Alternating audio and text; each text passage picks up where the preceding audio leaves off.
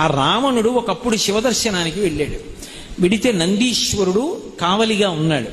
ఇప్పుడు ఏకాంతంలో ఉన్నారు, లోపలికి వెళ్ళి దర్శనం చేయడానికి వీలు లేదన్నాడు.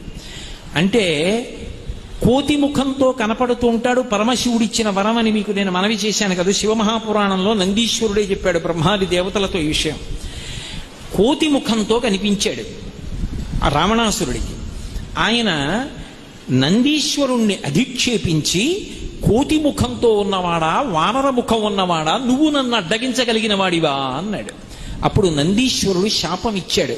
కోతి ముఖాన్ని తక్కువ చేసి మాట్లాడావు కాబట్టి కోతులే వచ్చి లంకని సర్వనాశనం చేస్తాయి అన్నాడు. అందుకే వానరముల చేత లంక నశించి.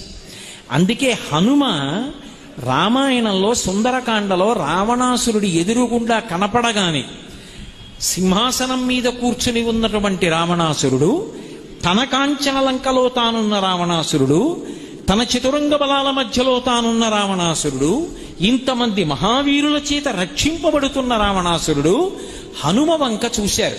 చూడగానే వచ్చిన మొదటి ఆలోచన ఏమిటో తెలుసా? ఆ హనుమ యొక్క తేజస్సు చూశాడు. ఈయన సామాన్యమైన వానరమా? కాదు, నందీశ్వరుడే బహుశః ఈ వానర రూపంలో వచ్చాడు. పరమశివుడికి తప్ప ఇంత తేజస్సు ఎవరికీ ఉండదు. కిమేష భగవాన్